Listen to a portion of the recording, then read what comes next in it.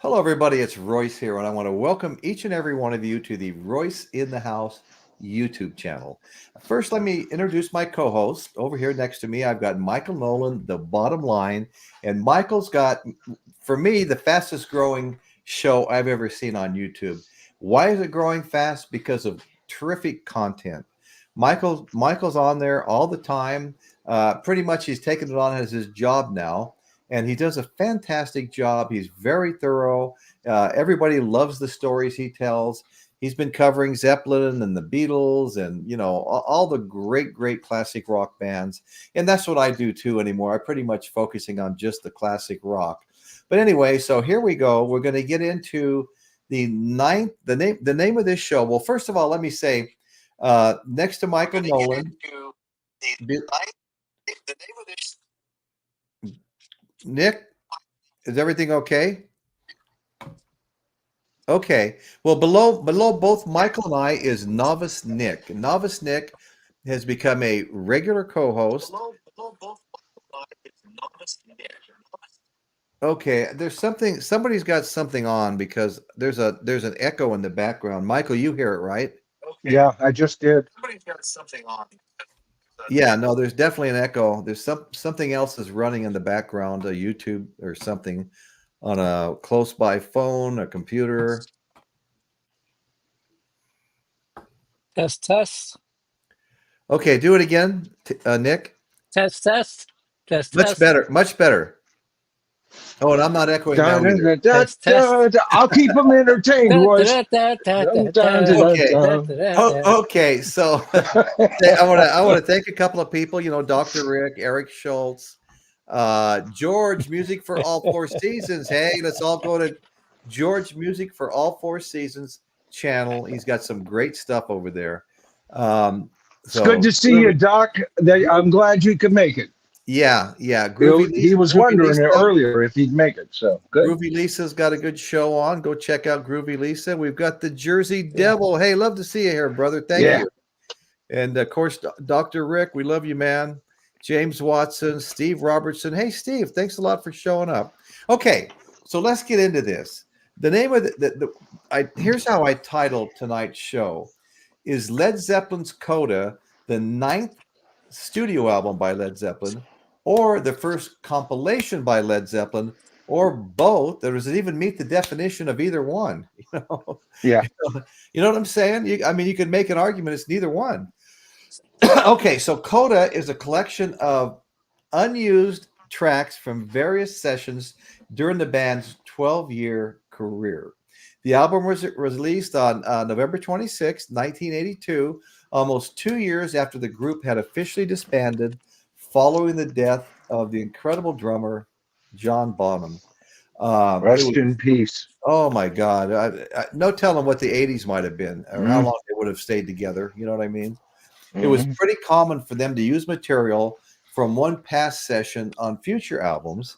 And after Bonzo died, they realized there were going to be no more sessions.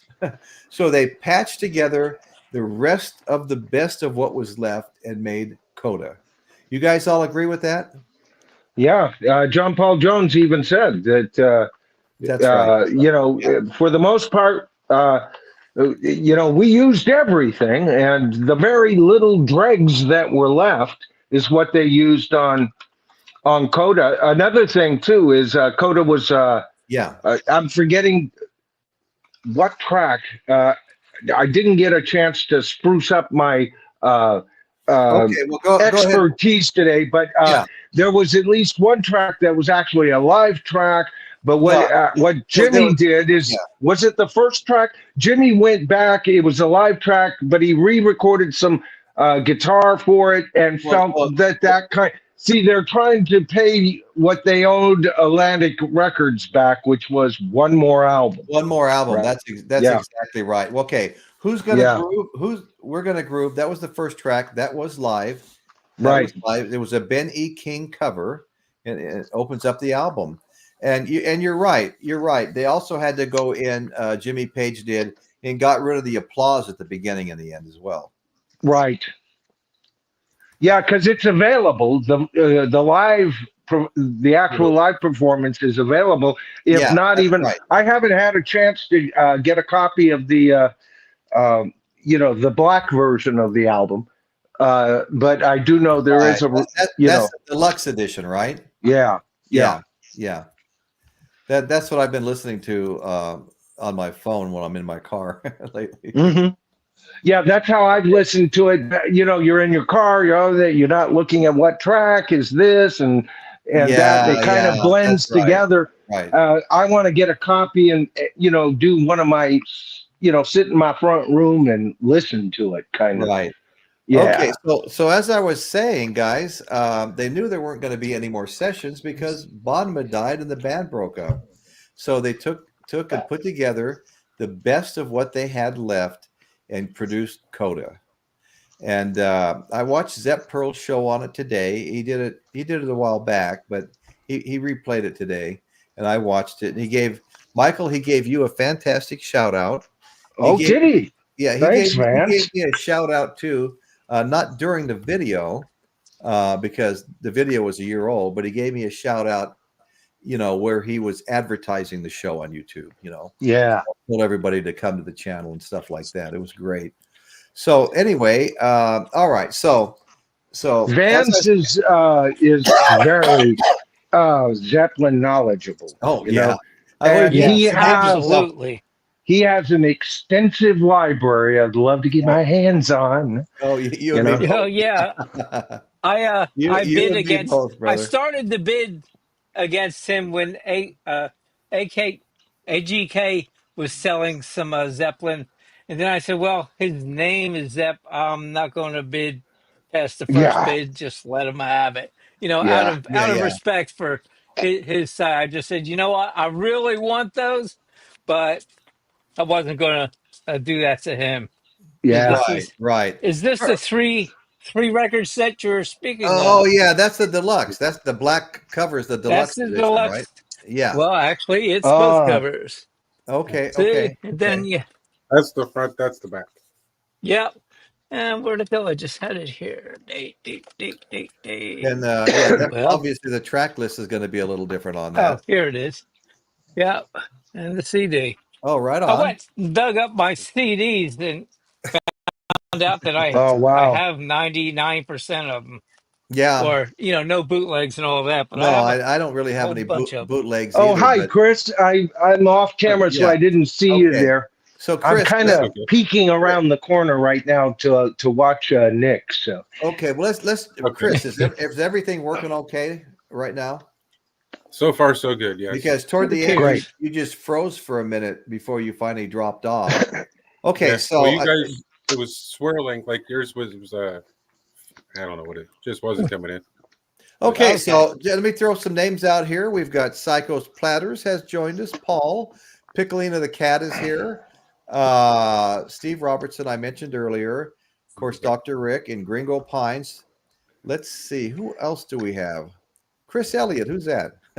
Angela, of Somebody was course, told me. Eric Schultz, Jersey Devil. Always good to see you here, Jersey Devil. Thank you. So anyway, let me get back. Okay, so Absolutely. the fifth Swan Song Records. Coda was the fifth of their own label, Swan Song Records.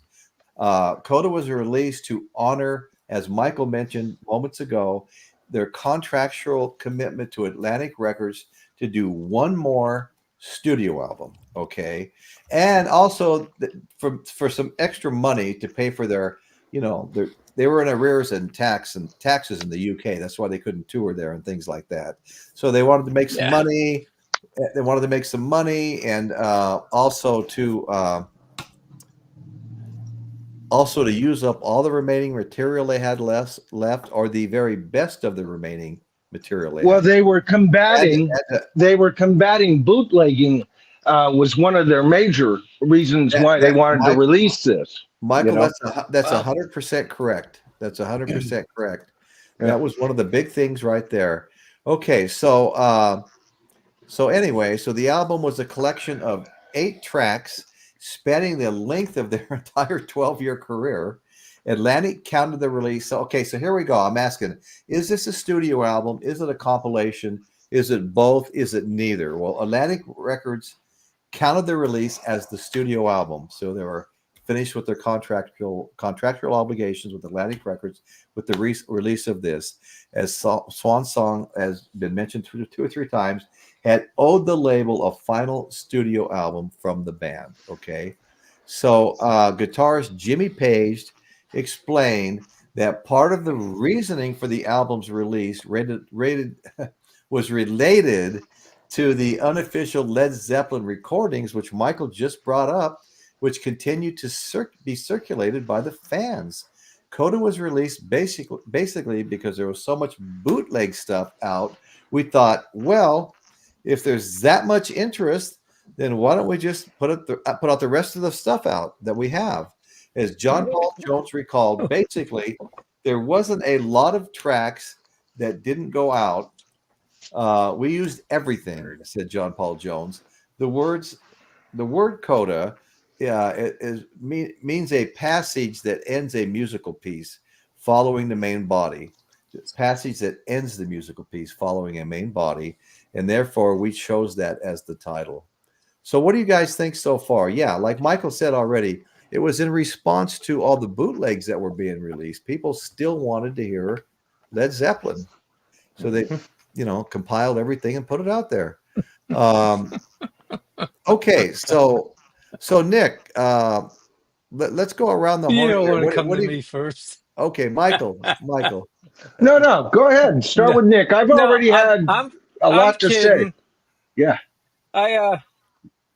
I took down some notes, and this was, what they had left over. Yeah. And it should have stayed in this whole album. Nobody's going to like me.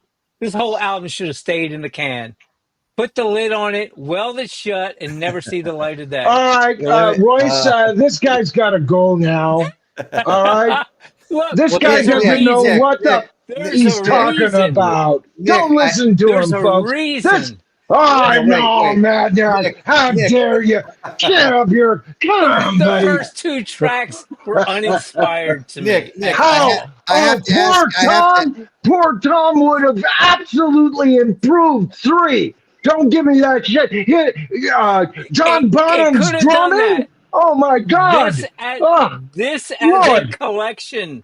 This as an album. As an album. We've never seen eye to eye, but as an album, look, I have the first two. Well, no, granted, Poor Tom is up tempo, uninspired, but it did bring in some nice musicianship.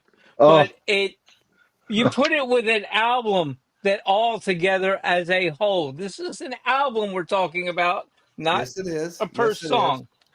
And as a per song, I'm looking at, that was okay. Catchy. Who's in? I mean, I don't have a lot of great things to say about the album as a whole. Well, it's not. I had 2 more LPs. That's 4 sides. And I was so uninspired, I left them in their sleeves. Okay, let me ask you. That's pretty bad. How many times have you listened to it? Oh, this past week I had time for three runs through it. Yeah, I did 3 this week. Yeah, too. I find with a lot of stuff, some of the older Led Zeppelin stuff like this and Into the Outdoor, I find that the more I listen to it, the more I like it. But you've listened to it probably as much or more than I have, and you still feel that way. So I've listened to it in a big room. I've listened in a very big room, 4,000 square foot rooms. So I'm catching up. Now, some of it was very upbeat and enjoyable, but as an album as a whole, I didn't see it as it shouldn't have been released. Right. Contractually, there you go. That's the only reason this album. Why do you think this music didn't get released sooner? They had to produce another album. That's why it didn't make the cut on the other album. Well, you know what? I love Zeppelin. I know you do. I know you do. Yeah. Well, sometimes some songs don't fit that album as well as other songs, and they got to cut it off somewhere. And there were several that were made during the sessions for Into the Outdoor that wound up on Coda. because they just Yeah. didn't seem like the right fit with the group of songs that were going on in Through the Outdoor. And that's part of it too, you know. But I know what you're saying, and it not only that, a lot of my research showed that people say they refer to them almost as rejects from the other albums, like they weren't good enough to be on those Yeah, albums. and were they still mourning John Bonham? And still, what? I'm sorry. Were they still mourning John Bonham? Were they Bonzo. still mourning John Bonham? Yes. Mourning him. Yeah, he Yeah, of was course. gone. I Yeah. mean, that takes a lot. That really kicks you in the backside hard. And Right. I just see that's why you didn't want me going first. I just threw a big old bucket, that trash can. I filled it with ice water and threw it on everybody. And it's just the Well, way no, I no, no. feel. It's Some okay. good highlights, but nothing as That makes this. for good commentary. No, I'm It wasn't actually an glad that I'm not inspirational the album. I'm just glad I'm not the contrarian tonight. We're not all I'm supposed to. usually the guy that plays that card. So, no, Right. you know what? I'm going to We say always this. flip.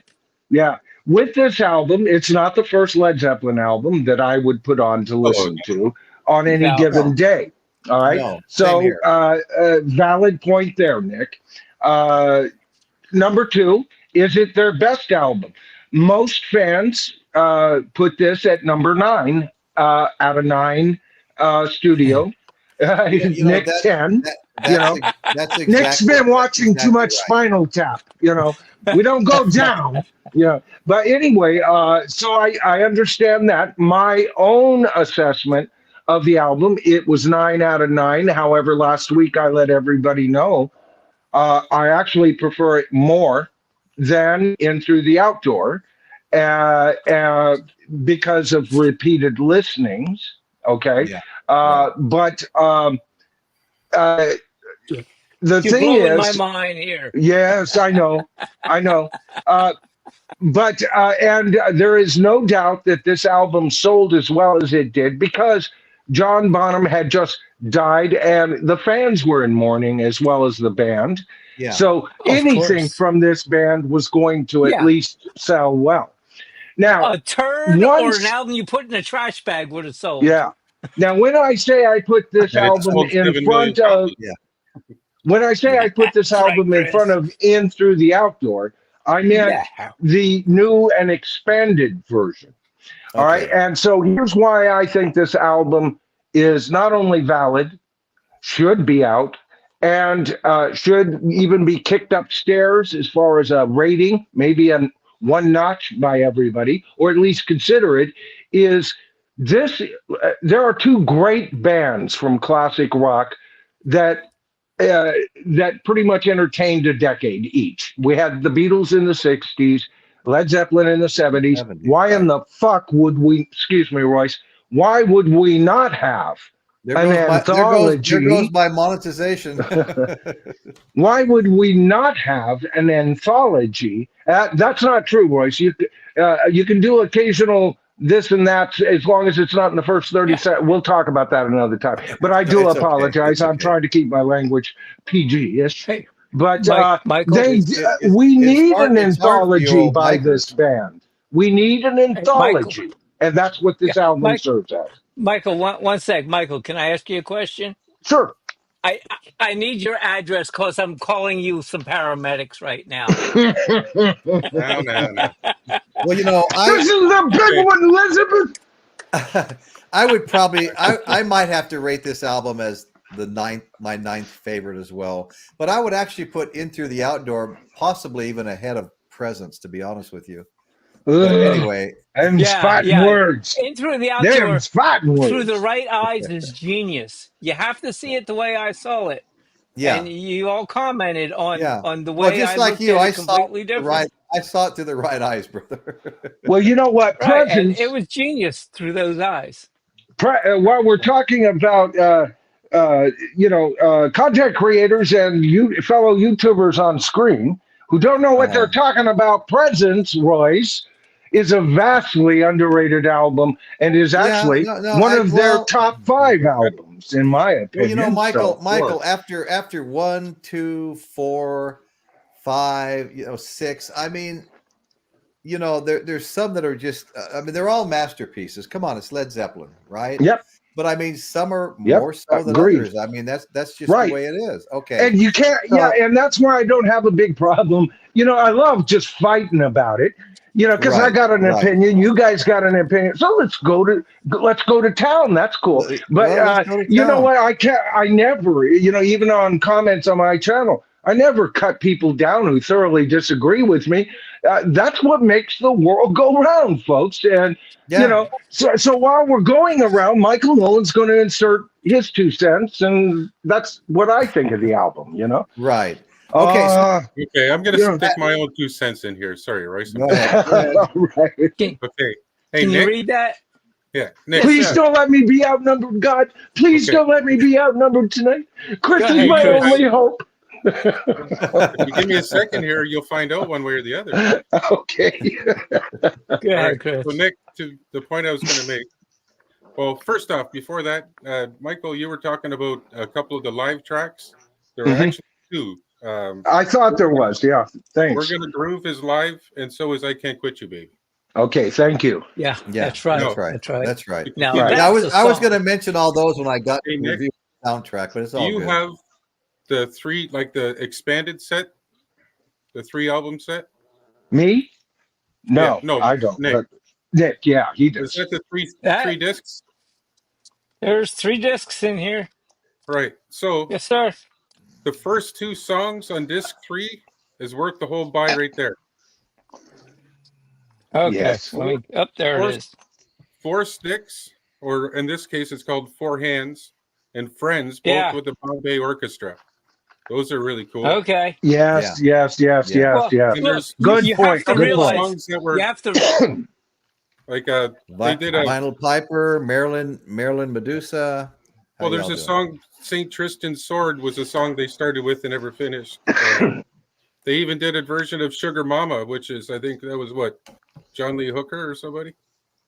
Sounds like a I John can't Hooker song. remember. And then Traveling Riverside Blues was released on there. Hey, hey, what can I do? Yeah, that's right. That's I mean, right. I Yeah. saw somebody in the comment earlier saying, well, it would be better if they had those songs on there. Well, Hey, Hey, What Can I Do was actually released, just not on album. It was the B-side of Immigrant Song. Yeah. And Right. I don't know. Overall, I think this is a good album. I don't agree with you, Nick, as far as how bad it is. I do think that they've done better. And I think the situation when everything ended, they needed to get an album out. All of these songs were already on bootlegs. So they just made it official, basically, right? Yeah, So, well, okay. yeah. That's Yeah, a I'm good not point. disagreeing with that one bit. You know, And separately, a lot of the music is good. Just as an album, I didn't get it. yeah. Okay, It you know was what? like And pieces if there from is here a and from there.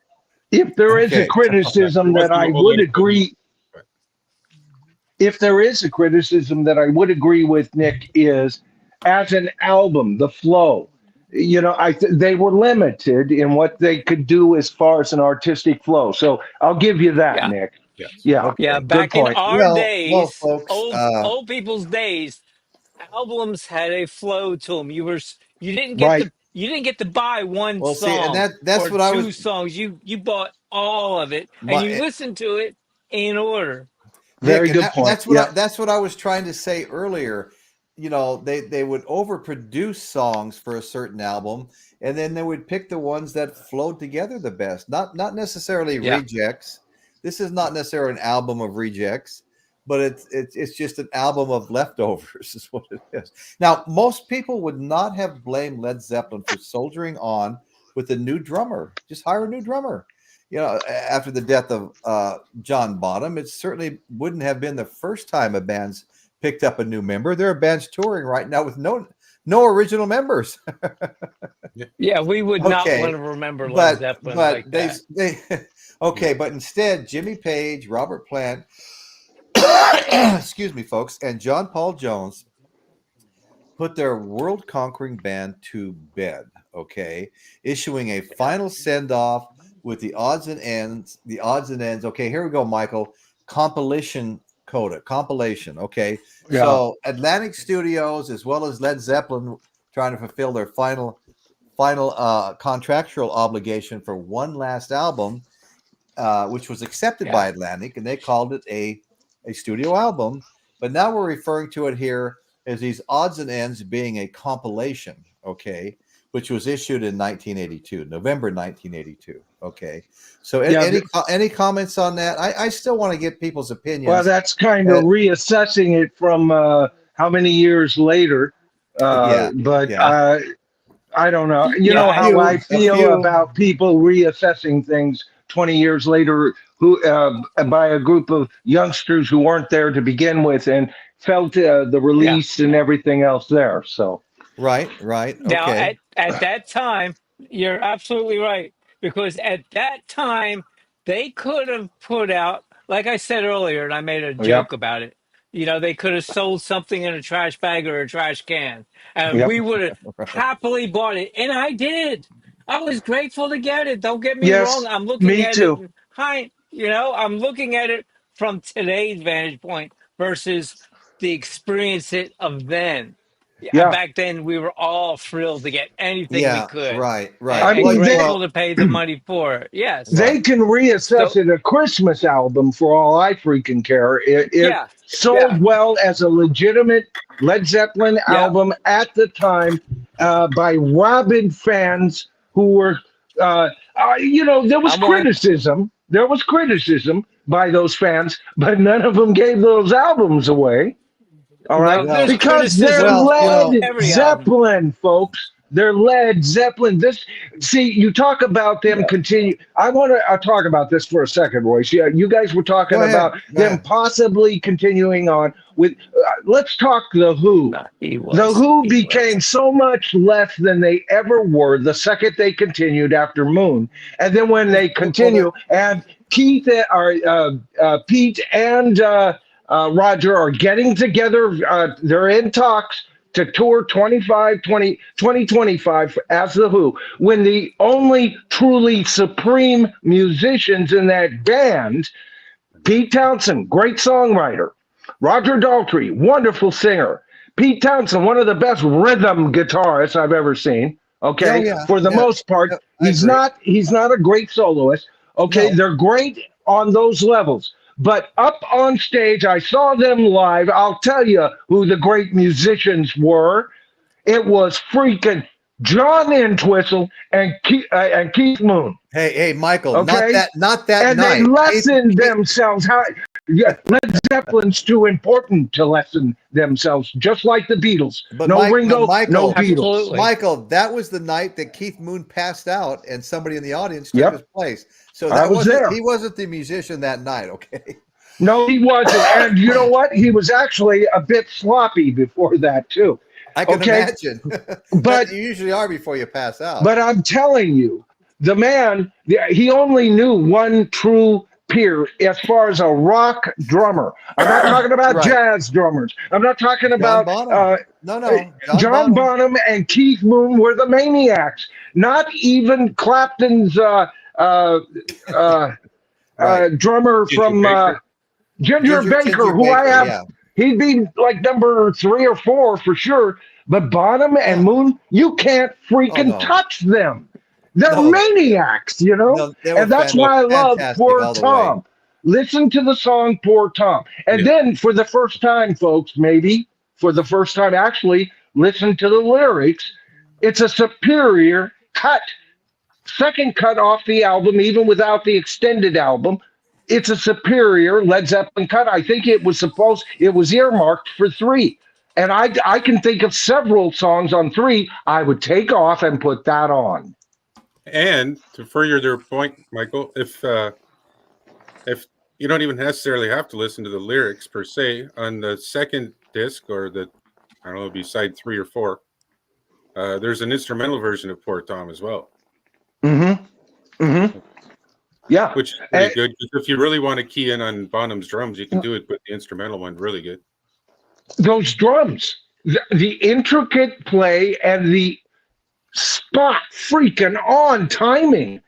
I mean, it's one of rock's premier drum tracks. He's not soloing. He's not tripping out or anything like that. It's the perfect example of Bonham being the engine to this band. Right. The throbbing, oh man, great track. As always, Eric Chris? Schultz is making some absolutely great points on his last couple of. I've left them up a little longer because they're so good. But I just want to say to Nick's point, okay, Nick really made a point there. The album has been described as a lean contractual obligation that doesn't have the same flow as Zeppelin's proper studio albums. Now, I know you agree with that, Nick, but it's 8 tracks paint a compelling portrait of their musical evolution over the course of their 12-year career. Okay. Not the coitus? I not the coitus. Hey, Chris, can I address Chris for a sec? Hey, Chris. Yeah, go ahead. True about the extra discs. I agree, but several Led Zeppelin albums ago, I got shouted down for bringing them up into the conversation Oh, because did we were you? discussing just the original releases. That's why I quit reviewing them for this purpose. Was that Yeah, but here? did you Yes. notice Was you that and I here? are the only ones Yes. to I do remember that? So that. we're on the same side as far as that goes. Right, and I'm I with got you, your back, but you got my I back. got shouted down that that wasn't in the right order, or we're not discussing that. It wasn't mean spirited, but I I got don't. I No, the don't remember feeling that. that was yeah. off limits. So I just quit reviewing those as we I went see. forward. Now I listened to them for my own enjoyment, I'm but I'm making my halo. It wasn't me. we found the culprit. Hey, You know what? Adam. I vaguely remember that conversation. I think I was trying to. Royce and I had been talking about keeping the engine going and keeping track because we had like a good Right, momentum at that point. right, But right.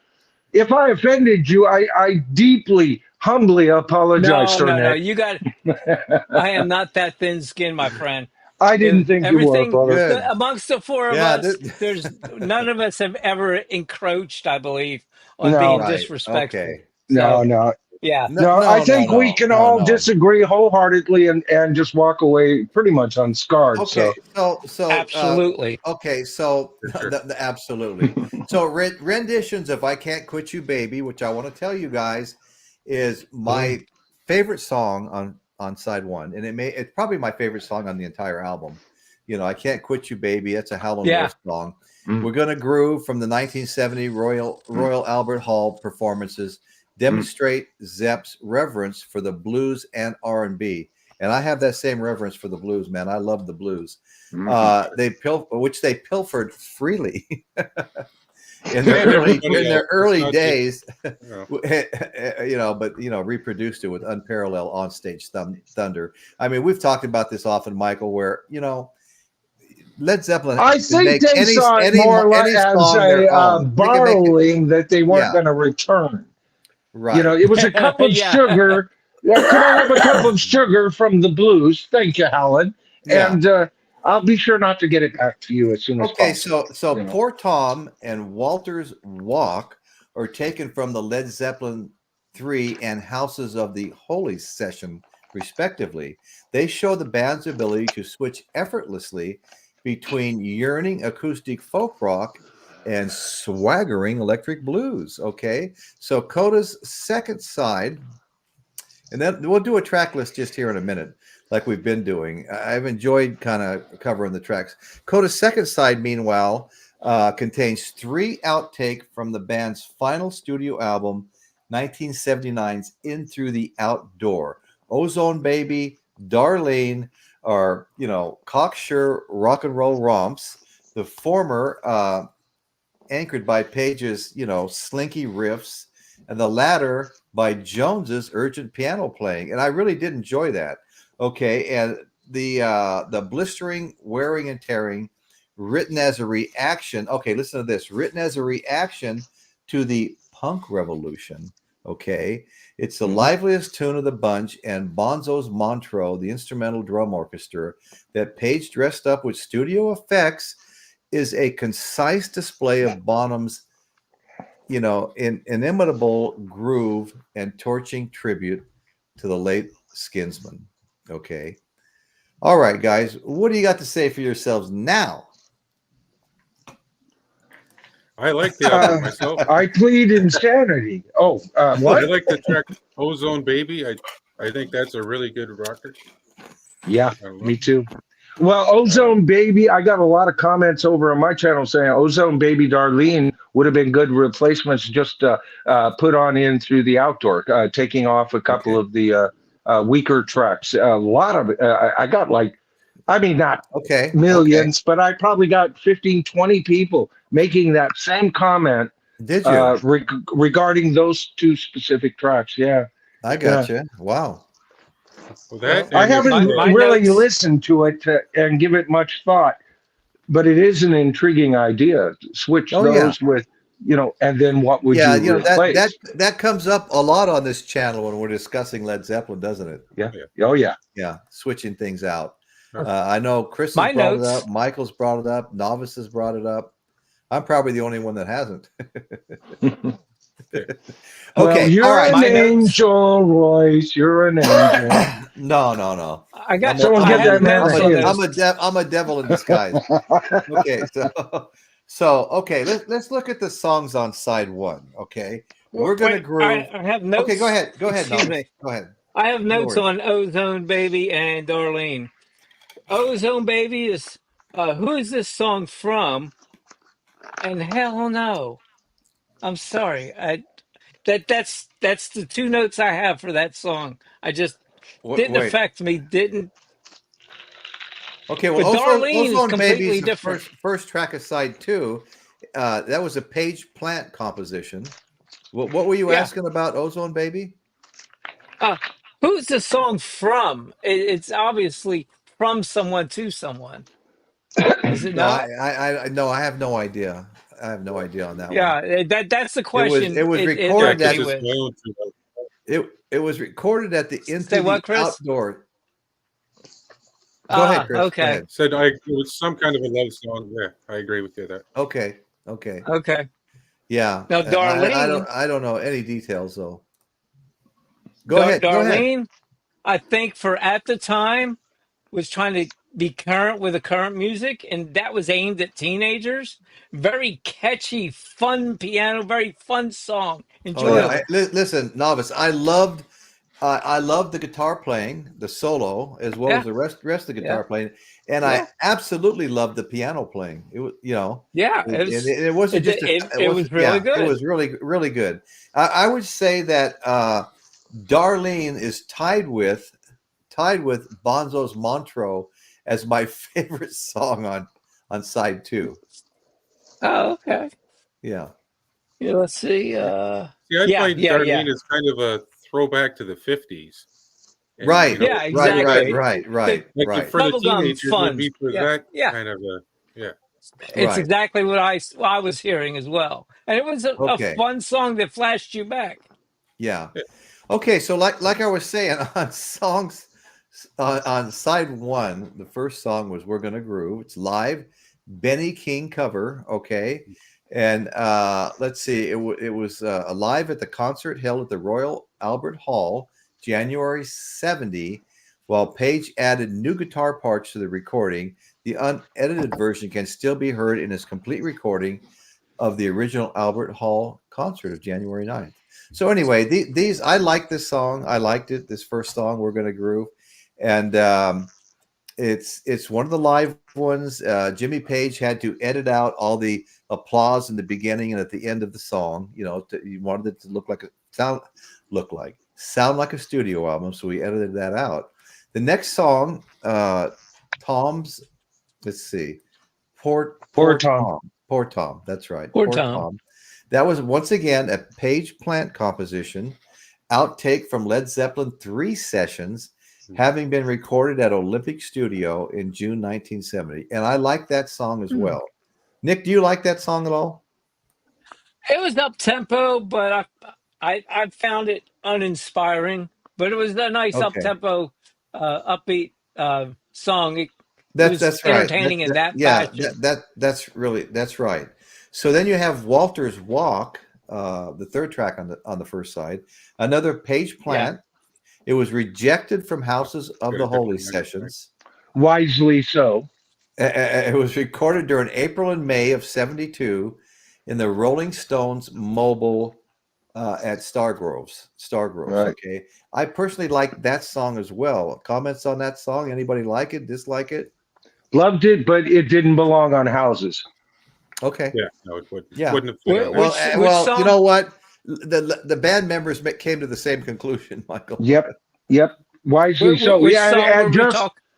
just Walter's like they Walk. came to the wise conclusion that the song "Houses of the Holy" shouldn't be on the album. "Houses of the Holy." That's right. It's great That's on exactly right. physical graffiti, but it wouldn't have fit. Not that is one of the most perfect albums in rock and roll, "Houses of the Holy," Yeah. as far as production and gloss. Mhm. So Well, okay. Now, which Yeah, go ahead. Go Royce, ahead, Nick. I'm going to which scroll the chat a bit here. which song were we talking about just now? Okay, we were talking about Was that that Walter's was Walk? Walter's Walk, the last track on side Okay. one. Yes. Okay. Okay. All right. Yeah, you kind of skipped over. I'm I can't just- quit you, babe. Though. What's that? Yeah, I thought But even Joseph you Blue in skipped there. over. I can't. Yeah. You skipped over. Well, I can't quit you, yeah. babe. No, Yeah. no. I can't quit you, babe. Is next. Is next. I'm sorry. You're Not right. on our You're right. album. It's not. No. That's the last song. That's the last song on side one. Excuse me. You're right. It wasn't. Yeah. Never mind. Okay. So Okay. I can't quit you, babe. I can't quit you, babe. Is my personal favorite on side one. Can't quit you, baby. Actually, and it may be my favorite on the entire album. I can't quit. It's a Willie Dixon song. Yeah. Come on. Anything Willie Dixon, Yeah. it really resonates with me. I'll never forget years and years ago walking into a heating and air conditioning shop, my heating and air conditioning subcontractor, and I walk in and he's busy in there with customers, and there's this bluesman up on these big speakers he's got on his high shelves, sounding fantastic, and finally my partner comes out and I say to him, "Hey, who's that blues guy singing Led Zeppelin songs?" Right. Yeah. Yeah, Hey, right. Joseph Blue. And he says, what? Led Zeppelin was singing their songs. What's wrong with you? And I go, oh, okay. Thank you. Yeah. Yeah. But anyway, Outstanding. so Willie Dixon's great. I don't think I ever got to see him in concert. I saw a lot of those guys. I was part of the Blues Society for a while here in San Luis Obispo. And we had a Nice. monthly program where there'd be 3 or 4, maybe 1 or 2 local blues bands would come in and play the opener. You ate while you were there and everything else. Tiny little venue, and then 2 or 3 like headliner type guys that toured the country would come in and perform next. And I got to see so many of those guys come in, some of them multiple times, and they finally put a blues cruise on, to the Caribbean. And my wife and I went on that, and every night it was a different blues act playing. I mean, well-known acts and stuff, So that was interesting. But anyway, yeah, that was post my trip to the sheet metal shop, right? Okay, so yeah, I Can't Quit You, Baby, wonderful song. I think it's my number one on the whole album. What do you guys think? I What'd you think say, Chris? I would agree. It's probably the best song on the album. I also think that it's kind of a leaner version. It is a leaner version than what you have on the first album. Okay, When they first released it on. I agree. Personally, I agree I like this completely. one a little better It because yeah. it's got a bit of a harder edge to it. Yeah. Like the It first is one, definitely. Yeah, go ahead. Jimmy Page worked on it a little more in the studio than this one. You can tell it's live. I think that's what it's got a better feel to it. Okay. Yeah. Compared to the first album. Anyway. Oh, I concur. It's my favorite cut on the album. Yeah. It's a great song. Okay, you're ready for an honest opinion? Yes, go ahead. Ugh, Will it I be the hate to Will it do be the this. first one tonight? It's a beautifully well-driven song where everybody participated. They were well rehearsed because they had done it so many times, Yep. and this song rocked. This Yeah. is what Led Zeppelin is. Right. That's it. Beautiful stuff. Right. 4 for 4. Okay. Beautiful. Yeah. Okay, now we're moving Four. to side. Now we're moving to side 2. Okay. Looks like I'm getting way behind in the chat. Let me back up a little bit. Well, let's see. Oh, yeah. I don't even know where I was now. Well, I know I was seeing some Caitlin in here. Yeah, Caitlin's all over the place. Yeah, Caitlin Hi, Stoddard. Caitlin. Caitlin's magical Good to corner. see you. Hey, Caitlin, is your show? There's Joseph Blue. Caitlin, is your show back up and running now? I know you've been doing it over on Dave Hopfrog's channel, and so I was just checking with you. There was something wrong. I don't know whether it was your computer or what it was. Oh, But, yeah. Because I can't even pronounce that guy's name. But yeah, it was definitely this was a live rendition. That's why you might have liked it better on the first album. okay. I'm sorry. I was responding. No worries. No worries at all. Okay, so side 2 starts out with Ozone Baby, another Page Plant composition, up tempo, recorded at that album at when they were recording at that session when they were recording In Through the Outdoor at Polar Studios in Stockholm in November of 78. Okay.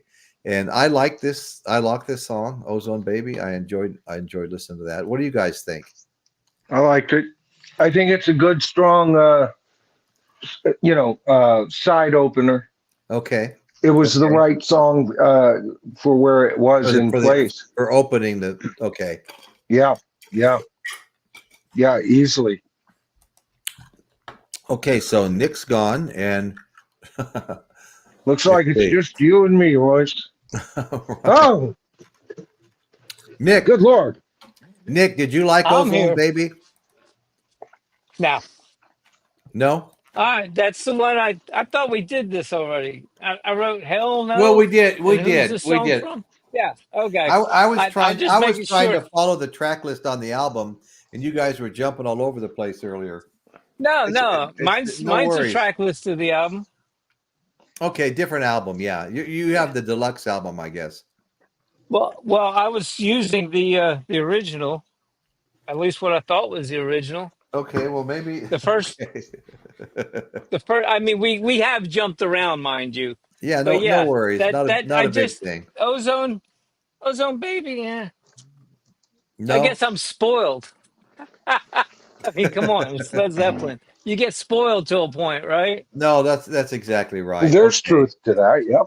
Okay, so then we talked about this already, but like I said, I was just trying to go in order of the track list on my album, and after Ozone Baby on side 2 is Darlene, and they were both brought up earlier. I know. Again, that's a Bonham, Jones, Page, and Plant composition. It was recorded during the same sessions as Ozone Baby at Polar Studios in Stockholm in 78. I liked it, and I mentioned this already. I love the guitar playing on this, and I love the piano playing on this. Okay, and I told you that for this side, I tied it with Bonzo's Montreux as far as favorite songs on this side. Okay, the Broncos did not survive the Ravens. Okay, Kate, if you want to talk to somebody that knows sports, talk to Caitlin. Caitlin knows sports. She actually years ago tried to talk me into doing a sports show. Right, Caitlin? Remember that? I said, well, I didn't have time really, but I mean, I don't know nearly as much as she does. She goes, oh, no, don't worry. I'll cover you. That woman knows her sports. Okay, so let's move on now to Bonzo's Montreux. Bonham was recorded at the Mountain Studios in Montreux, Switzerland, September of 76.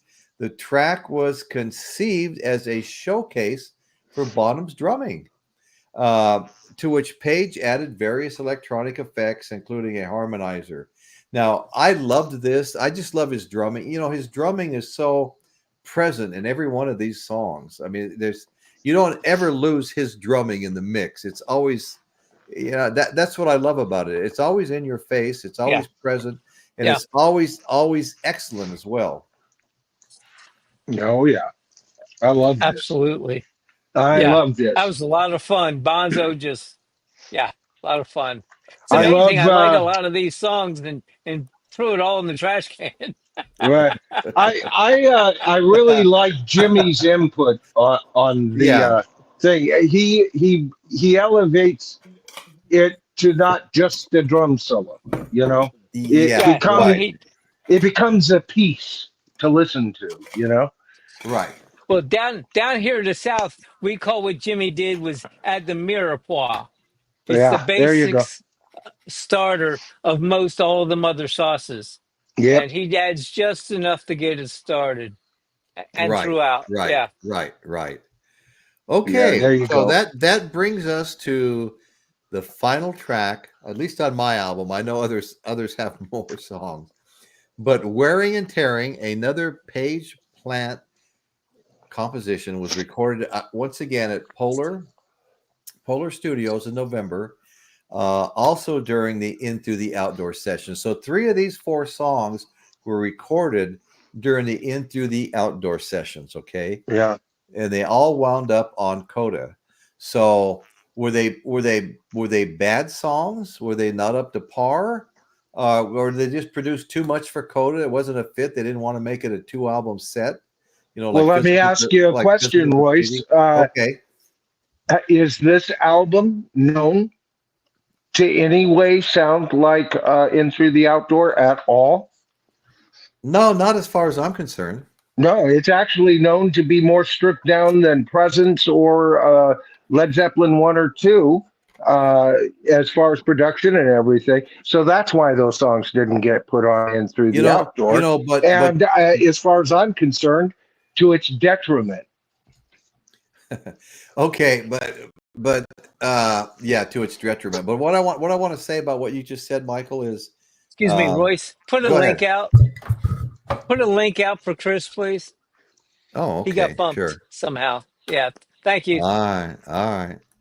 I didn't mean to interrupt you there, buddy. Not a problem. I'm used to it. I'm, Well, I was I'm reading messing the with you. I chat. didn't mean you in particular, but it just we all start talking at I once know. frequently, and it's not a big thing. Yeah, So I have the link up. I know.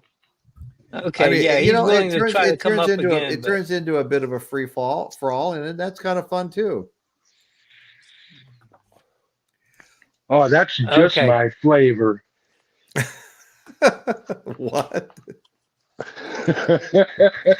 I'm telling you, I love free falls. Neither James Watson, neither would I. I wouldn't replace any of them. And there's Chris. Thanks. There you are, buddy. Paige is a Welcome back, mystic brother. plant, also. Paige is a mystic Try this plant. again. Adam Finley, thank you. Yeah. Novice Nick, I who's know that? StreamYard decided to error and then just kicked me off. Like it just Uh, reset itself. Oh, wondering where he went, but there you are. yeah, They Did, yeah. want did you have anything to add? $44.99 for that, huh? Yeah. Okay, so Caitlin's here. We've got James Watson, Adam Finley, Caitlin again, Adam. We'll put Eric Schultz up and start talking again because Eric's got long ones, you know. Okay, so By the way, one more. Eric's made a lot of great comments tonight. oh, I know. I mentioned Yeah. that. I mentioned that earlier. Yeah. Okay, so commercially, And Coda fell short of Led Zeppelin's previous chart-topping multi-platinum yeah, success, but it was no slouch. You know, it fell short, but a lot of people fall short of Led Zeppelin's previous albums. Okay, the album entered the Billboard 200 at the number 9 position, eventually peaked at number 6. I mean, that's not the end of the world. I mean, it's not great for Led Zeppelin. That's the whole thing. Okay. But it went platinum within a few months of release. Okay. I'd sell my soul for number 6. Right. No, I was only I kidding. sell mine Zayden, for get number away from me. 200 out of 200. Okay. So it peaked on the Billboard 200, number 9, eventually went to 6, went platinum a few months later. It was a fitting ode to one of the most dizzying careers in rock history, guys. And it marked the definitive end of an era. Boy, that Yes, it did. sounds very, very fatal right there, doesn't it? Well, it did, Yeah. you know. Yeah. And I brought up the album cover reminds me of a tombstone, and that it's an epitaph. And Yeah. when Well, you listen to it, that's a good point. yeah, when you listen to it with that kind of understanding, and can listen to a more at times barbed wire, put together with chicken wire kind of Yeah. Right. Led Zeppelin. It's a wonderful album. I love it. It's a look. It's like the Beatles anthology. I love those anthology albums. I don't listen to them all the time, but when I get in the mood, I'm glad that they are there. Well, how many of them are there, Michael? I mean, I have one on CD. Well, there's three anthologies, and they were double CDs at the time. I'm sure they've been released on vinyl somehow, somewhere, but maybe not. Okay, guys, check out the comment I have on the screen. I like opinions on that. I mean, let me get it back on the screen. Okay, if John Bonham didn't die, Coda would never have been released. Does everybody agree with that, or do you think they might have released it anyway somewhere along the line, or fit the songs in one here, one there, one here to fill in other albums where they seem to be a fit? What do you think? Well, I think if he had survived that, it wouldn't have been necessary to do it, because they probably would have created another actual studio album. You're right. And there was talk of them doing it. Mainly because they still owed, and they still owed an album, right? So this was the necessity that got this. If he was alive and him and Jimmy were talking about doing a heavy album again, right? So there would have been no need for this at the time.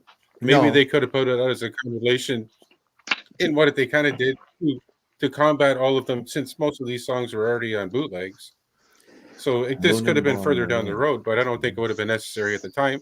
But then again, who knows? Because who knows how long Page would have lasted if that didn't happen? He was on the edge too, right? So unfortunately, nobody will know. But that's exactly as far as this goes, right. if Bonham was live, no, they wouldn't have had to do this. It was pretty damn bad off. That's right. Yeah.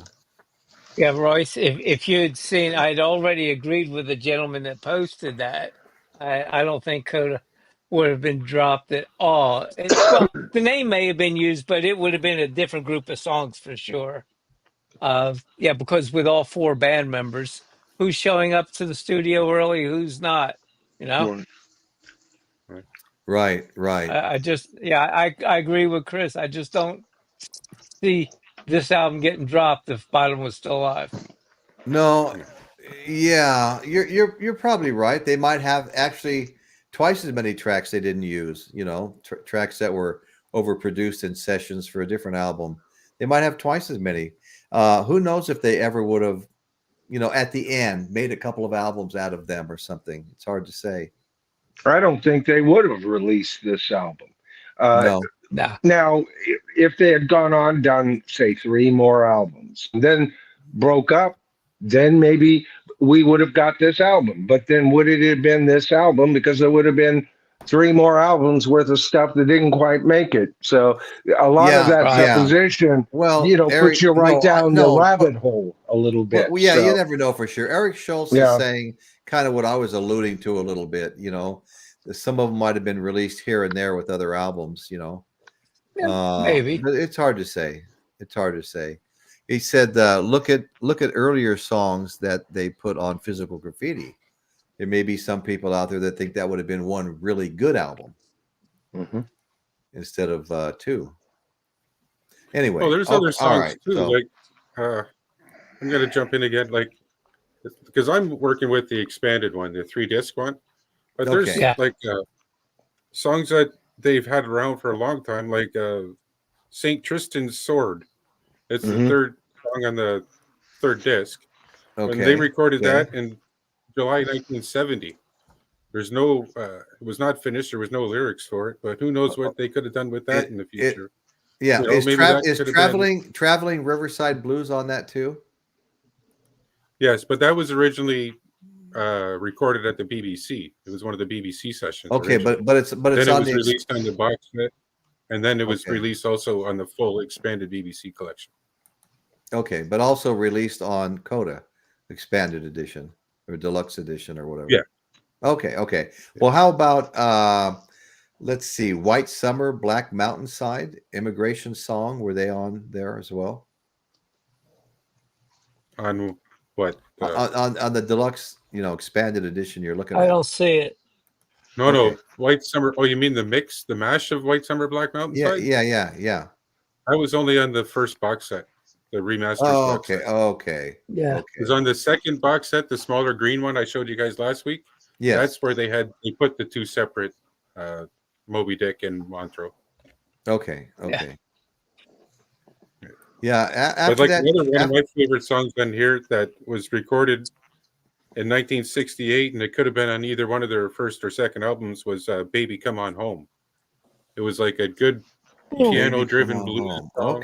Okay. Right on. It was recorded in '68. I mean, it could have been on either one of their first two albums. It probably would have fit the first one better with the would almost be a companion to Your Time Is Gonna Come, something like that. Mm-hmm. Yeah. Well, our buddy here, let's see, it's hard pronouncing your name. Let's see. Jixers. He said it was kind of a motorcycle based. I know Yamaha had a like a Gixxer or something like that. But anyway, I'm probably all screwed up with that. But anyway, he's saying that there's no way these songs have been released. I think it's Gazerks. I think it's Gazerks, isn't it? I don't know. It's GSXR. Gixxer. It's almost okay. Gazerks. Oh my Gazerks. Welcome, Anyway, Gazerks. He made a good point. He made a good point. He says even Jimmy Page said it himself. If John Bonham hadn't died, they wouldn't have released those songs. Yeah. I can't argue. I can't argue with that. That's yes. You've been confirmed. Jimmy has confirmed me. He's always right. Yeah. Well, Nick, only Me to a or point Jimmy? because it would have come out just like these songs on all the expansion discs. It would have come out eventually. Yeah, for sure. Okay, Eric Schultz is asking the question: what did Dracula sing to his wife? All you need is blood. Dun, dun, dun, dun, dun. Oh no, no! That should have been on this album.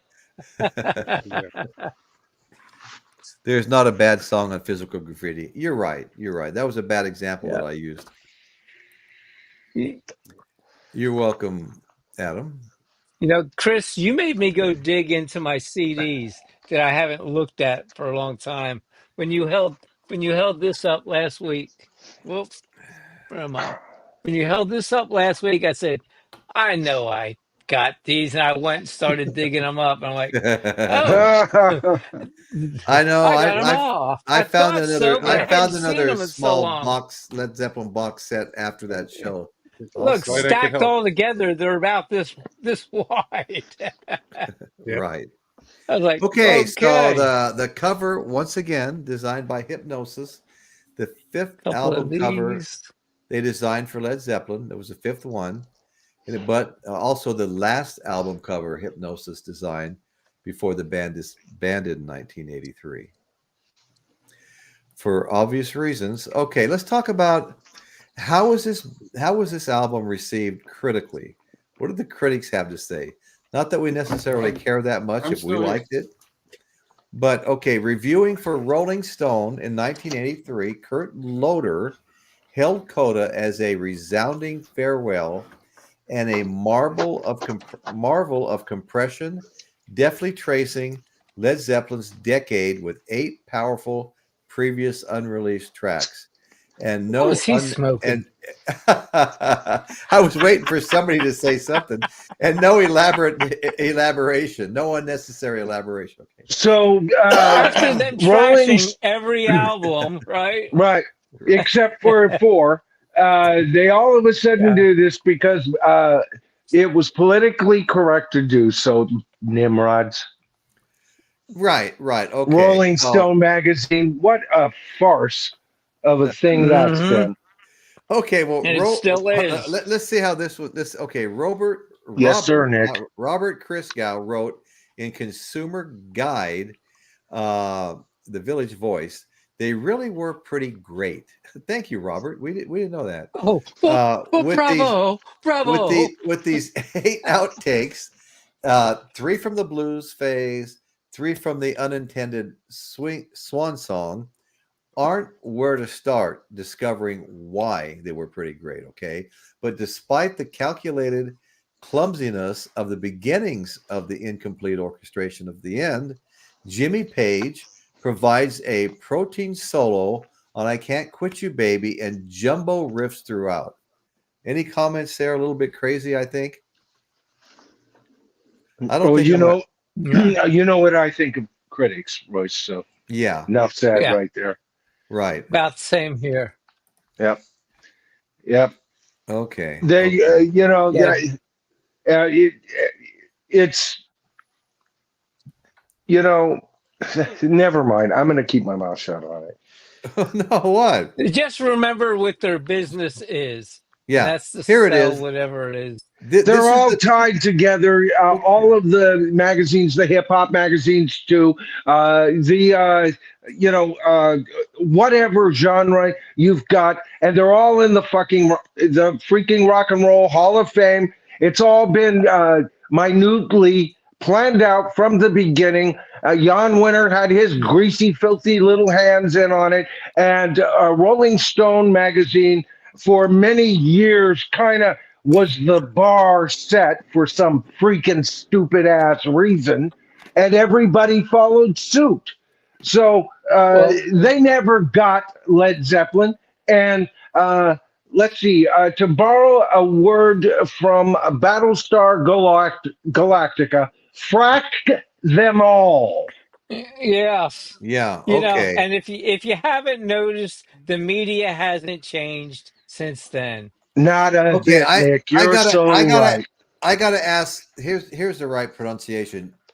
Gixxer. Okay. Ah, Gixxer. Okay. Yeah, Gixxer. There you go. Add to the stream. There you go. So, hello, this is Robert Plant. I heard you were reviewing my album. By the way, Robert, we are. Anything you want to add to that review? I need a loan, Robert. I need to review the track list. It's been about 50 years since I recorded it. Oh, you want to review the track list, do you? Yeah. I know Darlene is good. Let me ask you a question. I just saw you and Alison Krauss about a month ago. Are you guys a thing? Is there something going on there? Oh, it's kind of like a continuation of the 70s. There's kind of loose connections everywhere, and free love, yeah, and free love. Free, right on. Where are you from, brother? I'm Dawson, and I'm from Toronto. Oh, okay. Okay. Do you know our Dawson? Chris Elliott, our other Canadian co-host that has been struggling and dropping on and off? Chris, I'm going to put up another link because I would like you to come back, please. Now let me ask Gixxer a question here. Gixxer, now you're not Gixxer. This is somebody else that's been in the chat. Isn't that a really fast Yamaha sport bike, a Gixxer? I think I remember that when I went to Laguna Seca superbike races. I rode a Ducati up there that had been highly modified. You roll on the throttle before you blink, you're at 140 and still going. But I wasn't used to it. I'm a Harley rider. Yeah. Okay, Royce in the house. Yeah, okay, Chris. Them pocket rockets are awesome. Hey, Chris, where are you? StreamYard doesn't want you on tonight. I don't know. It's dropped you 3 times. Come on back on for a minute. We got a Canadian brother here for you to talk to. Just pop right back on here. I'm afraid, Royce, Royce, with Jimmy. Jimmy's wanting you. Chris is protesting the conditions of the show. Oh, does anybody want to know my last opinion of the album that I actually wrote down on paper? Sure, go for it, Nick. Okay, here's Chris Elliott. All right, we'll see how long this lasts until. Okay. The last line of my note says, and I quote, "Should have gone to the grave with John Bonham." All right. Oh, harsh, That's harsh, I harsh. realize that's kind of cold, but that's how it hit me this week. Yeah, I also heard you Now need to be there's lots of good vaccinated, music. Lots of to you need read to be Rolling vaccinated. Stone. Yeah. Okay, There's so what the hell? So have you guys ever met before? You're both from Canada, that little small town, yeah, the above little the United town. States. So it seemed like everybody would know everybody. That's Yeah. what they think. That's what they think about other Californians. You know him, don't you? Yeah. You live in California. Yeah. Yeah, along with 40 million other people. Yeah. So let me ask you, are you a Led Zeppelin fan? Me? Yes. Oh, big time, brother. Oh, Yeah, big time. I seen Robert Plant and Alison Krauss last year. I Oh, seen okay. a couple of years ago Jason Bonham, and I also met Carmine Appice. I was in the Oh, front have row. you? Oh, okay. Carmine Yeah. was telling about the Well, story of how he Bye, influenced Chris. Jason Bonham, and I yeah. love Zeppelin, man.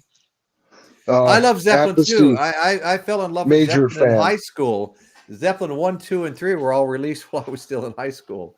Giving my age away here, but I just want to say that's funny. I just saw Alison Krauss and Robert Plant. It's probably been 2 months now, but maybe 4 months ago I saw Jason Bonham, an evening with Led Zeppelin at the same little small venue. It was great. Really? Yeah, outstanding. Yeah, Jason can play some drums now. Oh man, I've heard not from me, but I've heard some people say he's kind of exceeded his father. I don't know if I could go that far, but he's a great drummer. He's a great drummer. I don't know if anybody will ever exceed John Bonham. Bingo.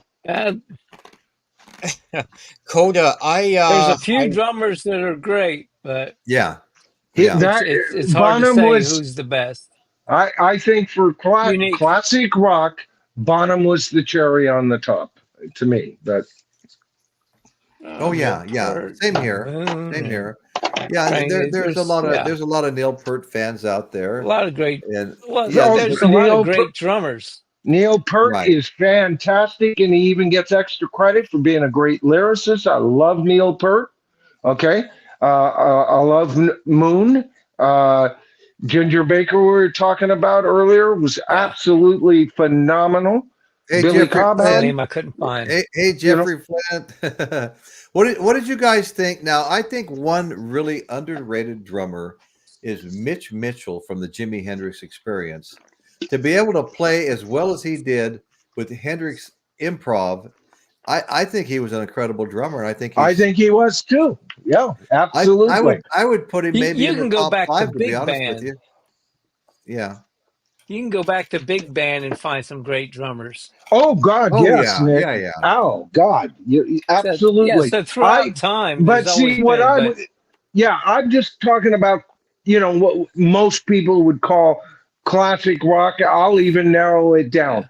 Rock and roll from 1964, when the Beatles arrived and said, "This shall be rock and roll, and we will guide thee along the way for the next, until the 70s, when Led Zeppelin will be our prophets, and all of that period." And it probably ended right around the year 2000, to be real generous. It includes, what we came to know as grunge rock and everything. And Bonham in that time period, to me, is the cherry on the top. Well, I'm going to let Michael's secret out. I'm going to tell your ahead. secret, Michael. Yeah, he's a If Ringo you fan. tell them I dated John Bonham, I swear to God. Hey guys, hey, jealous, right? I've got a question up here. Somebody needs to answer for one of our great chatters here. What do you guys think of Stuart Copeland? One of rock's best drummers. Okay. You can't piling him on. Joseph, thanks for asking, buddy. Oh, okay. yeah. Major Copeland fan. No, I Alison Krauss. love the Police. They're one of my favorite bands. They're in my top 13 bands of all time. I have this fictional Mount Rock Olympus. There's Ginger 13 Baker. bands that Yep. exist on it, and the Police are one of them. So, yep. Groovy Lisa. Hey, I was a Groovy big Lisa. fan of Ginger Baker, way back in the 68-ish era, 69, and through there when he was with Cream, and he was great. I mean, he was being touted as the very best rock drummer alive. Now, what do you got there? Are those kung fu swords or drumsticks or what? These are drumsticks. Okay.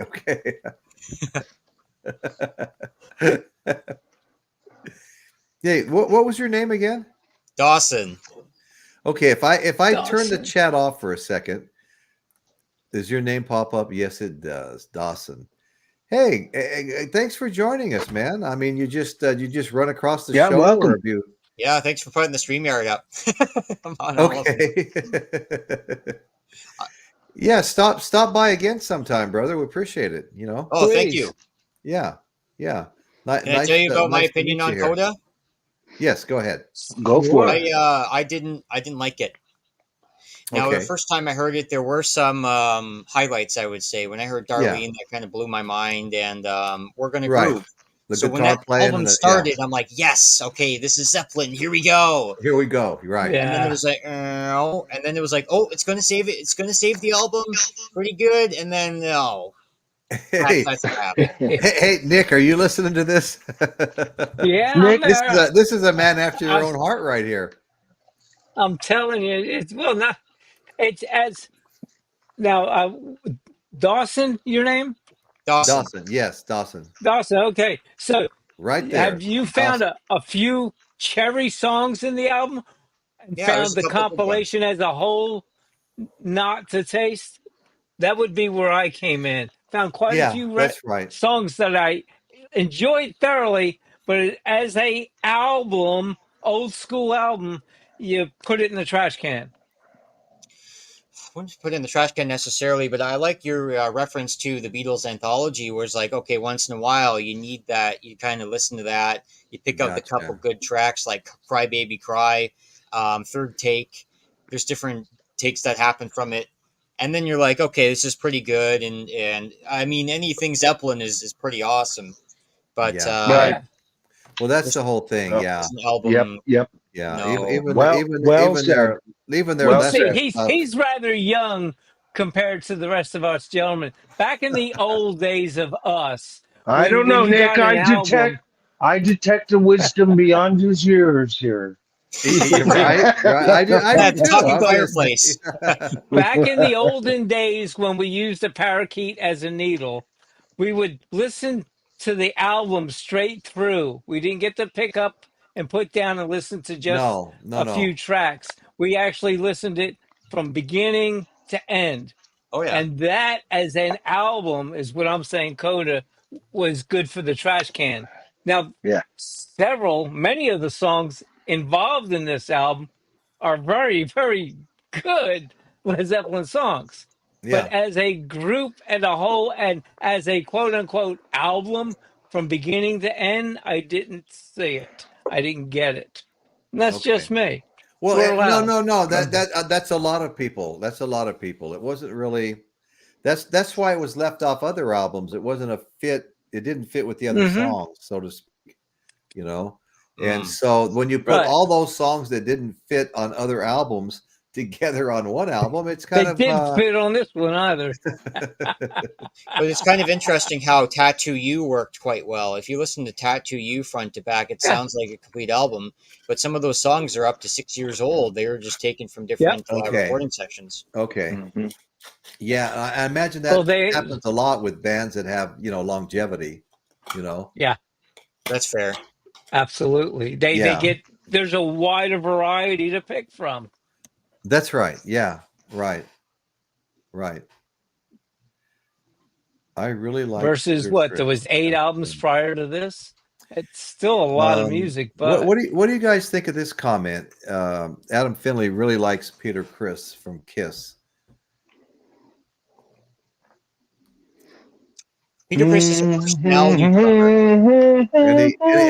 I call it personality How drummer. about you, Michael? Any Kiss Michael? fans here? Every time I hear that song, I want to strangle him. Well, Not a Kiss fan. Not a Kiss fan. I never got into Kiss personally, but I will say that I had 4 co-hosts on a show for an entire year that were the biggest Kiss fans I've ever met in my life. I mean, one of them bought a Kiss pinball machine. They had every, Kiss didn't put any new albums out for a while, as far as like Rock and Roll Over and Destroyer. They didn't put anything out for like, I think they didn't reissue those for something like 20 years. And so finally they started. So what these guys, my fellow co-hosts, were doing, they went all over the world. If they were being made in Japan or Argentina or Spain or wherever they were being made, they bought everybody's copies, and it was kind of interesting because I mean, we're talking massive fans. You can see these guys. I swear to God, I think one of them, I saw a picture of him being burped by Gene Simmons when he was 6 months old at a meet and greet. They probably paid several $100s. Yeah.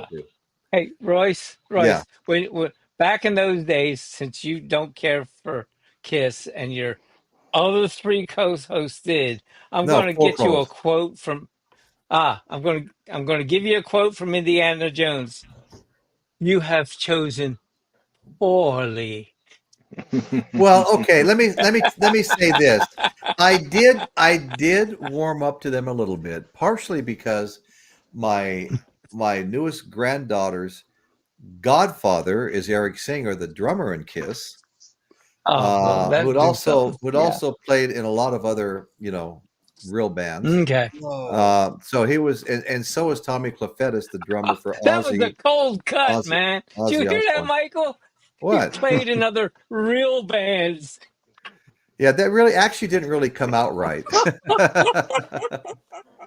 I'm not gonna let you get slide. That was not a cut, an intended cut at all. But all I'm saying is, no, I did wind up buying. Guy. I did wind up buying a few Kiss albums, and but you know what? I only listened to, I think, 1, and I haven't listened to the other 3. I'm rotten. Yeah, you are. Yeah, what happened to you? I'm honest, though. I'm an honest rotten. Oh, okay. This has been a lot more fun tonight than I thought it would be. Yeah. Okay, now who is this down here? Pumping. Huh. I don't know. It went away. Yeah. You see that guy? Ban that mother. Yeah, just keep him moving. Well, he's gone. I don't see him, so don't worry about it. Moving along.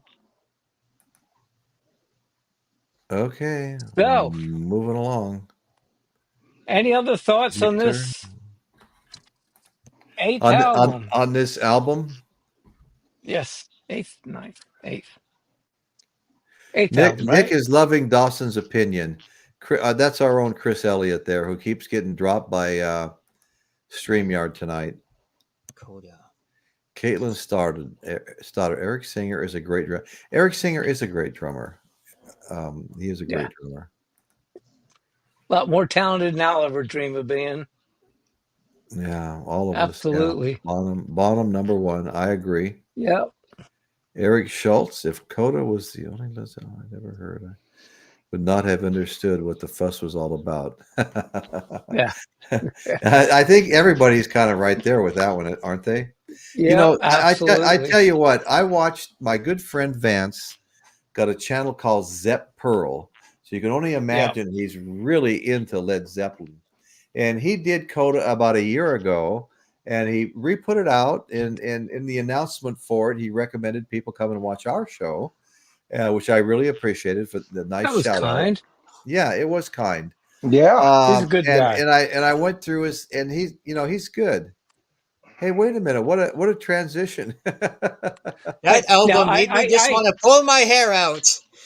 Referring to the person earlier that stated that if Coda was the only album they ever heard, they wouldn't know what the big fuss was. Of Led Zeppelin, I right? would venture to say if that was the only album you ever heard from Led Zeppelin, you would come away with, they have the makings of a decent band Hmm. because there is some good music there. Absolutely. But Yeah, right. I to understand what not you're get, saying. yeah, Yeah. to not see, It's not Whole Lot of Love. It's not No Quarter. It's not yeah, oh, Immigrant Song. absolutely. It's Yeah. not no. They don't come out No, every day. none of those iconic songs. No. Yeah. Hey, you know what? I found out something today. Back on the back side of this, you see a bunch of black discs in that little square window, right? I've never seen that. There are 10 of those. 10 of those, and they represent the 9 studio albums. And of course, before this album, we had The Song Remains the Same. So that is thrown in as one of those 10. It doesn't What say that year anywhere. is that album? What year is that album pressed? Hell, I don't know. Let's see.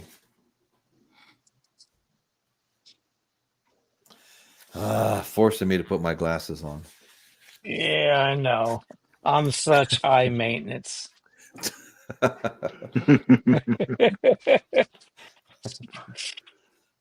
can't put them on. My headphones are in the way. Okay, hold on. Yes, I can.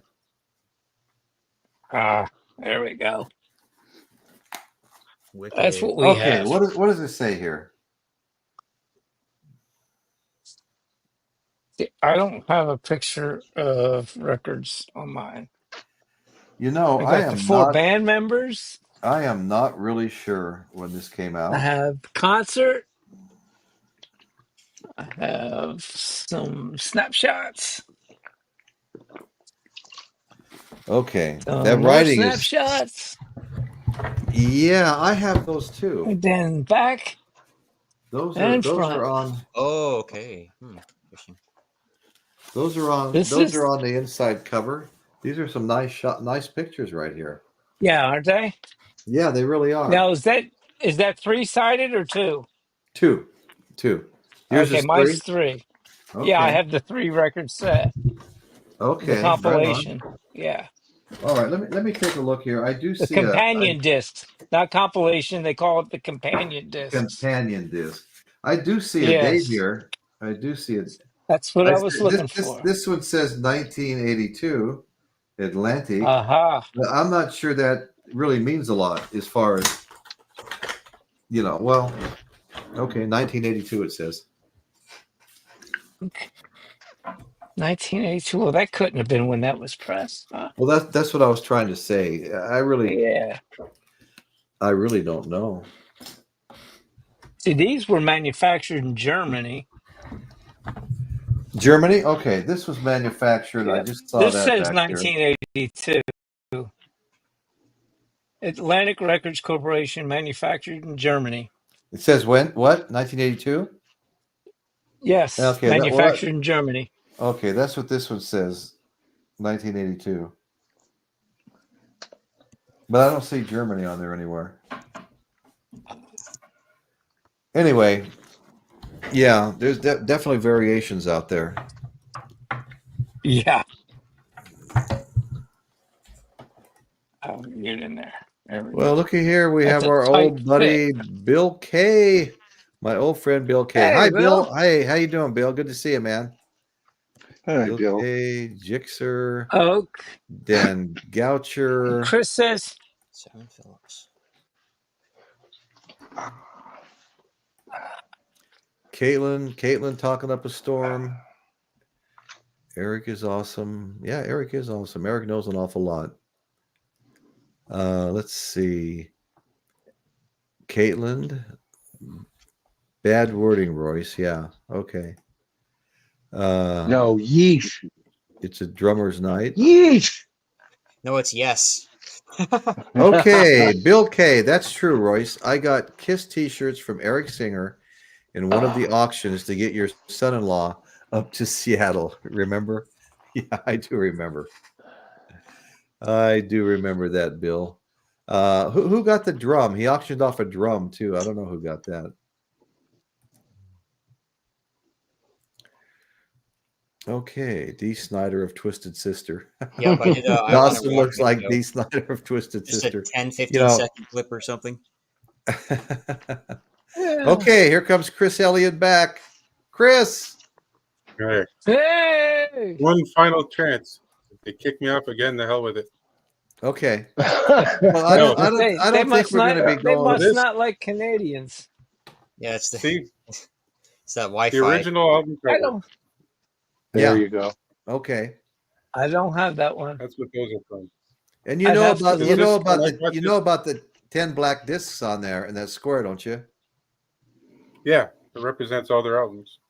Right. The 9 studio plus the song remains the same, right? Yeah. Yeah. Okay. Yeah. Okay. Actually, Jersey yeah. Devil. 1, 2, 3, 4. 5, 6. No, Jersey- it's just physical Jersey- graffiti. It doesn't count. Song remains the same. There's only enough on there to include physical graffiti. Oh no, Yeah. no. There's a piece of one in the very back corner, and that would be the 10th one. Yeah, Jeez. but physical graffiti has 2, right? So Well, This is that's dope. what I Yeah. always thought it meant, was because of physical. But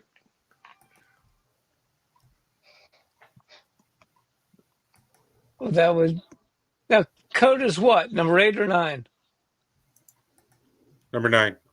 Number 9. Yeah. Okay. Number number 9. 9. Yeah, Nine, then number that's it. nine. Then- yeah, yeah. Song remains the same would not be included.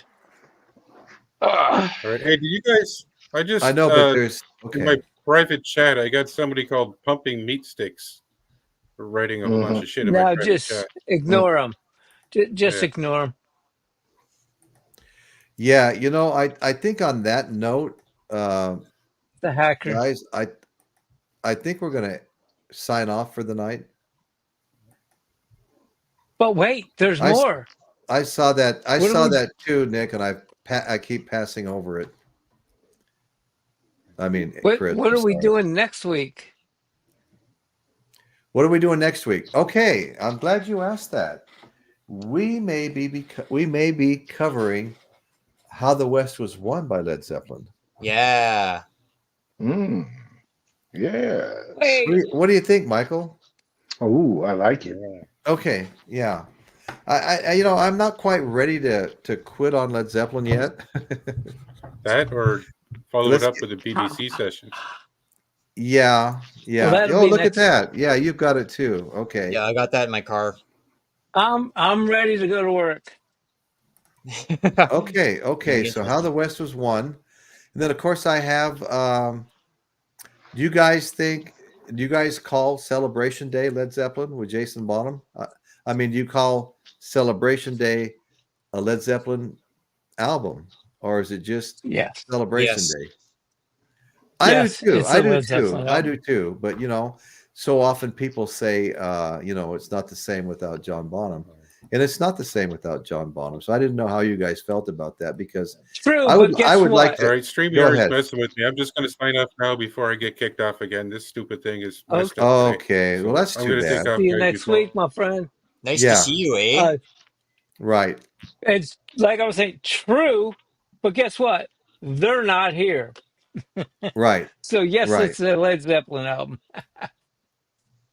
But we'll ask the gallery there their thoughts, and if they decide to type in, we'll find. Yeah. What they What say. do people think? Would you call Celebration Day with Jason Bonham after his father died? Would you call that a Led Zeppelin album? No. And even if you don't, I still think we should cover it. I have It's a another great thing about album. Coda. It's a great album, but they weren't Led Zeppelin. They No.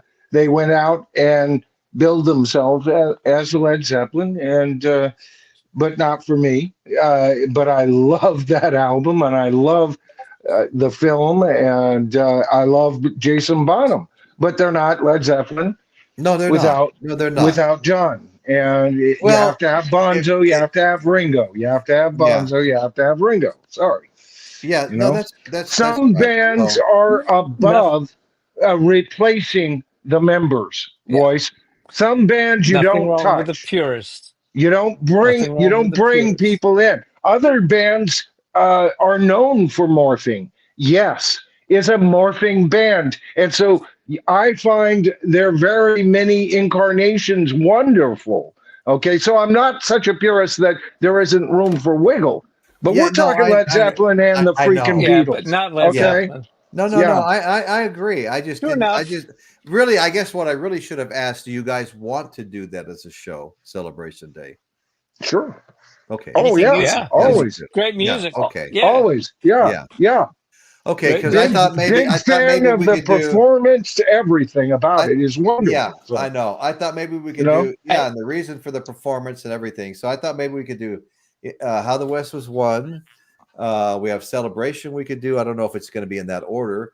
But we also have the Mothership. I've got the box set of the Mothership. Yeah, me too. Also have I haven't listened to that I one. don't know. I've got a huge 4 CD box set.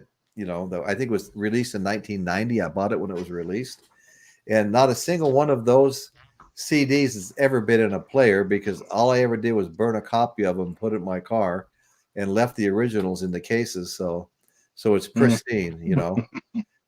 Anyway, no big thing there, but so and it's a whole different new set of songs, big compilation. Might have all. I'll have to check it This out. wasn't too bad. That's the one I have. That's a 4 Yeah, CD box. Yeah. absolutely. Well, Yeah, we got a little let bit me of go grab music. mine. Now, getting back to Celebration Day, what I loved watching the video was that the three gentlemen that had lost, well, actually, all of them had lost Bonzo, All but right. three of them thought that they would never again be able to enjoy their music the way they did doing that album. I think they really enjoyed for the last time playing their music the way they did with Bonzo, even though it was his son playing. I That's think that was the true, last Gary. spark of joy. Yeah. But what do you think, Michael? I would concur with that. Yeah, easily. Here's the Because four shortly CDs of after songs. we see Robert kind of distancing himself, not only from Yeah, Zeppelin, but even his early career. But yeah, at the same time, you've got a Robert Plant still creating, so he's not yeah, hanging on anything. I think that's like what drives him. He's got to be yeah, creating. He can't be held Yeah. back. yeah. Well, that's with any true artist, you know. Exactly, Nick. I agree. Yes, and he is I'm up there. He yeah, is a absolutely. Rembrandt of rock, for Oh sure. yeah, He's, for Yeah. sure. For but sure. I think they really enjoyed that so much, and it showed, and it really did show because Yeah. they'd never be able to catch that fire again, and I think they knew it, and they enjoyed the moment as it lasted. Okay. Yep. Okay. So anyway, I think folks, let's see, we're coming up on 8 yeah, we're past 8 o'clock. We've Hour been and going for 38 minutes. hour and 38 minutes. So I think we're gonna sign off, guys. But I mean, Michael, why don't you and Nick stick around for just a minute, behind the chat where Glad to, Royce. we're not live, Okay, but we're still in. And hey, buddy, I really absolutely. appreciate you showing up, Nice meeting Dawson. you, Dawson. Yeah, Johnson, Join you us are a again. breath of fresh air tonight, brother. Yeah. I was off screen, and just to let you know, if you're new to this whole thing, I've To got the a gallery. back, and I've got to get up and down all night. And so, anyway, that was no disrespect to you for being off screen when you came up and Oh, everything. okay, no worries. But you know what? Just listening to your voice and catching your sense of humor, loved it. I like Right a Love it. quick thinker. I like a quick thinker. Yeah. Right on. Had a great time with you. Yeah, Appreciate Good night, Eric. same here. Thanks for showing up. Seriously. In I'm- university, I was part of the Brock University vinyl community, and the guy who Thank you, started Dr. it, Rick. his favorite album from Zeppelin was Coda. So it's just interesting people's Oh, perspective. that's really that interesting. he's kind of a hipster, but it's just there's different perspectives to. And find there out. is a whole group of people who really just love the hell out of this album. He loved it. And it ranks very high, you know. And there's even another Thank you, Chris. subgroup of Zeppelin fans who just like the first two albums. They don't like where they went from there, you know. I've got to ask while people are trailing off. Everyone, please hit the like or thumbs up button. Yep. It actually helps the show to get distributed. Yes, it helps absolutely. to get put in front of people searching for content. The more thumbs up you get, the stronger you get pushed out there by the algorithm. So it's always great to do that, and it certainly doesn't cost anything. It just helps the show and gives us a little inspiration and motivation to keep going here. So anyway, guys, I want to thank you, Dawson and Novice Nick, and of course, my good buddy Michael Nolan and Chris Elliott, who's been struggling tonight. And appreciate y'all being here. I appreciate everybody that comes to the chat. You guys really make the show, and you know, wouldn't hardly be worth doing if we couldn't have this wonderful. Get the lead out. So anyway, guys, thank you all so much, and that's what's happening in Royce's world today. Thank you all again. I'll close it down for the public right now, real quick.